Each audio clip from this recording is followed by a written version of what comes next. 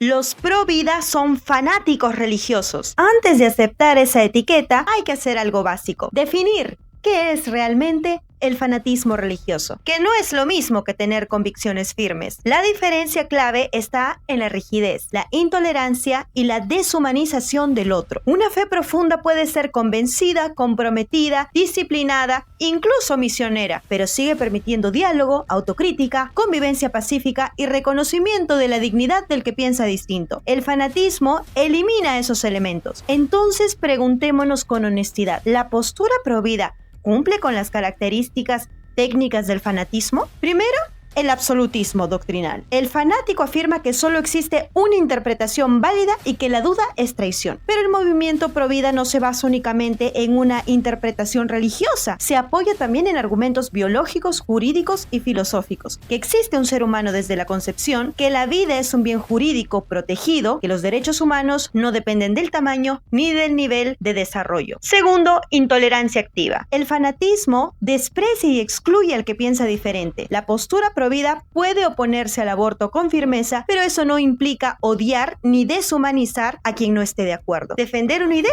no es perseguir personas. Tercero, deshumanización del otro. La esencia del discurso pro vida gira alrededor de la defensa de la dignidad humana, y la dignidad no es selectiva. Cuarto, supresión del pensamiento crítico. Dentro del propio mundo pro vida existen debates sobre estrategias políticas públicas, acompañamiento a la mujer, excepciones legales, hay discusión interna, y donde hay discusión no hay obediencia ciega. Quinto, fusión total, identidad, religión. No todos los pro vida somos religiosos. Hay incluso ateos y agnósticos pro vida. Hay científicos pro vida. Hay juristas pro vida. La postura puede coincidir con convicciones religiosas, pero no depende exclusivamente de ellas. Sexto, justificación moral del daño. El fanatismo cree que el fin divino justifica cualquier medio. La postura pro vida, en su formulación ética coherente, no justifica violencia contra nadie, no legitima agresión física ni simbólica contra mujeres, defiende una posición jurídica y moral sobre el inicio de la vida. Defender una postura moral basada en la fe no es fanatismo. Participar en política por convicción religiosa no es fanatismo. Estar firmemente en desacuerdo con ciertas prácticas en contra de la vida no es fanatismo. Lo sería si desaparece el respeto por la dignidad y libertad del otro. Si alguien defiende la vida desde la concepción, argumenta en el debate público, respeta la ley, reconoce la dignidad de quien piensa distinto y no justifica el daño, eso no cumple con los criterios de fanatismo religioso. Se llama convicción, se llama coherencia moral, participación democrática. Reducir una postura compleja a la palabra fanatismo no es análisis, es una forma de descalificar sin debatir.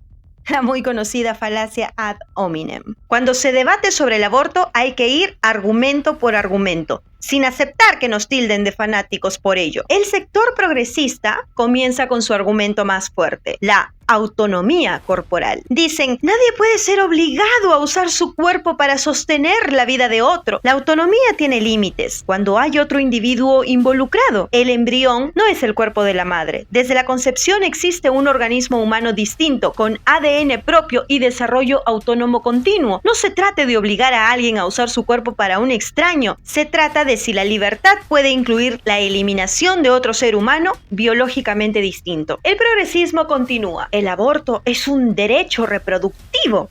Organismos como la Organización Mundial de Salud y sectores dentro de Naciones Unidas lo enmarcan dentro de los derechos sexuales y reproductivos. ¿Puede acaso existir un derecho que implique terminar con la vida de otro individuo humano también con derechos? Los derechos humanos nacieron para proteger al vulnerable frente al fuerte, no para otorgar al fuerte poder sobre el más indefenso. Si el concebido es humano, entonces convertir su eliminación en derecho contradice la lógica misma de derechos humanos. El progresismo añade el argumento de salud pública. Si el aborto es ilegal, se practica igual, pero en condiciones inseguras. Legalizarlo reduciría muertes maternas. Pues que algo ocurre en la clandestinidad no lo convierte moralmente incorrecto. El Estado también combate delitos que ocurren en la clandestinidad sin por eso legalizarlos. La solución, desde esta mirada, no es facilitar la eliminación del no nacido, sino reforzar prevención, acompañamiento y apoyo integral a la madre. Luego viene el argumento ontológico. Persona no es lo mismo que organismo biológico humano. Algunos sostienen que para tener derechos plenos se requiere conciencia o autoconciencia. Antes de cierto desarrollo neurológico, el embrión no sería persona. Un recién nacido tampoco posee autoconciencia plena. Una persona en coma tampoco. Si la dignidad depende del nivel de conciencia, entonces se vuelve graduable y variable, excluyente. La dignidad no depende de capacidades actuales, sino de pertenecer a la especie humana. El progresismo también argumenta justicia social. La penalización afecta más a las mujeres pobres.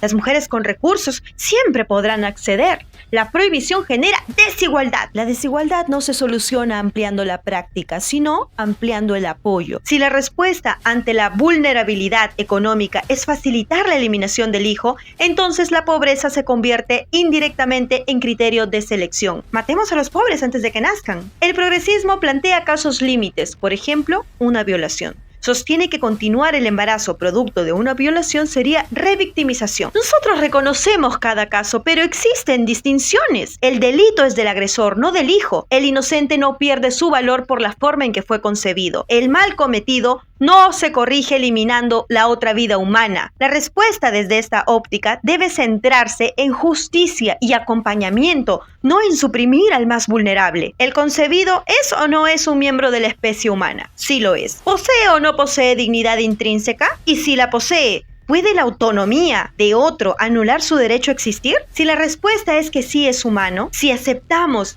que la dignidad no depende del tamaño ni del desarrollo, entonces el argumento pro vida no es fanatismo, es coherencia con el principio de igualdad, porque al final todo se reduce a esto. Si los derechos humanos son verdaderamente universales, tienen que incluir también al más pequeño y dependiente de todos. Si cada punto a favor del aborto progresista ha sido debidamente debatido y respondido uno por uno, entonces el sector progresista ya se quedó sin argumentos sólidos. Y cuando los argumentos comienzan a debilitarse, lo que hacen es otra cosa. Utilizan casos de tragedia para instalar la ley del aborto legal. Preguntémonos algo fundamental. ¿Quiénes son los que realmente ganan con la legalización del aborto? ¿Quiénes se benefician más? ¿Quiénes aumentan sus ingresos y su clientela cuando un país legaliza el aborto? En Argentina, por ejemplo, tras la aprobación de la Ley 27610 en 2020, el aborto pasó a integrarse como prestación dentro del sistema de salud. Eso implicó que hospitales públicos, obras sociales y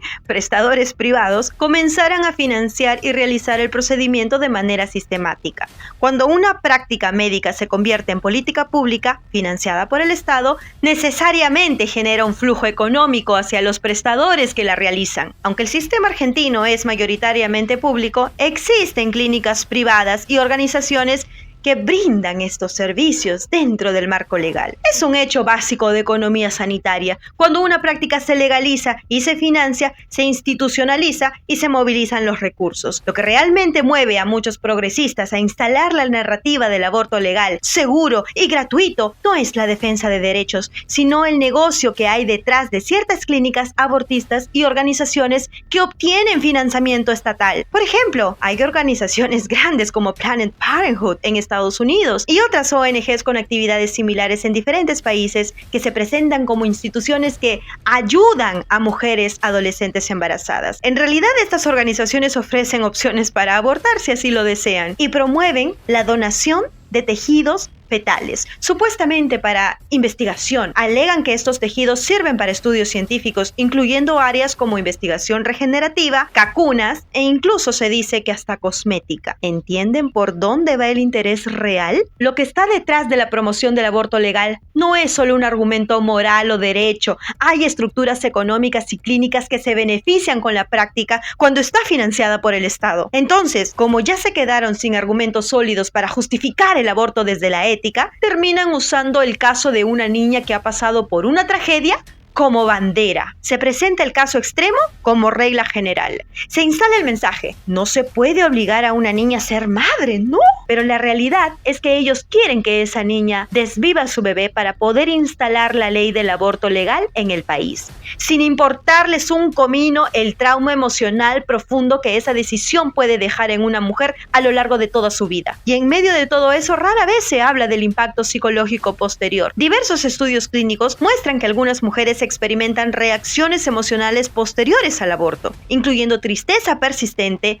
culpa, ansiedad, duelo no resuelto. No todas lo viven igual, pero es falso afirmar que no existe impacto emocional. El duelo por la pérdida de un embarazo puede ser complejo y prolongado, especialmente cuando hay presión externa o cuando la decisión no fue plenamente autónoma al ser una menor de edad. Este tipo de experiencias traumáticas no se superan fácilmente. El arrepentimiento y el dolor emocional pueden acompañarte durante años, incluso toda la vida. El hecho de que una mujer haya participado en la decisión de terminar con la vida de su propio hijo, aun cuando ésta sea menor de edad, deja una huella emocional que no desaparece con el tiempo. Y no me estoy inventando nada. Por eso quiero que quede muy claro: el trauma de haber perdido un hijo o de haberlo desvivido no se borra con el paso de los días. Muchas mujeres llevan ese dolor constantemente y no basta con decir: era tu derecho, era tu cuerpo, tu decisión. La experiencia emocional y psicológica es profunda y real. Y quiero enfatizar algo más: los progresistas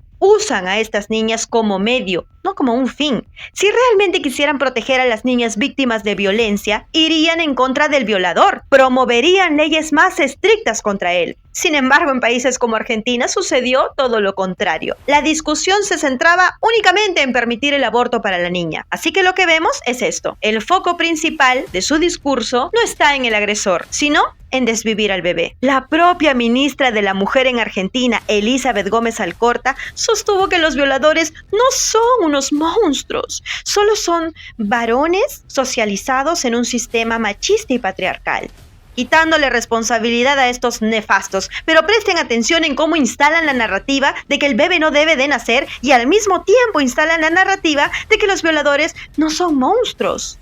Entiéndelo. Usan casos tragedia para instalar su narrativa. No les importa para nada a esas niñas que dicen defender. ¿Cuál es la razón real entonces? Es que les conviene instalar la ley del aborto legal para beneficiar económicamente a clínicas y organizaciones abortistas. ¿Vas a permitir que estas leyes progres ingresen en el Perú? Porque una vez instaladas, no hay marcha atrás. Estaremos aún más perdidos que muchos países europeos desarrollados.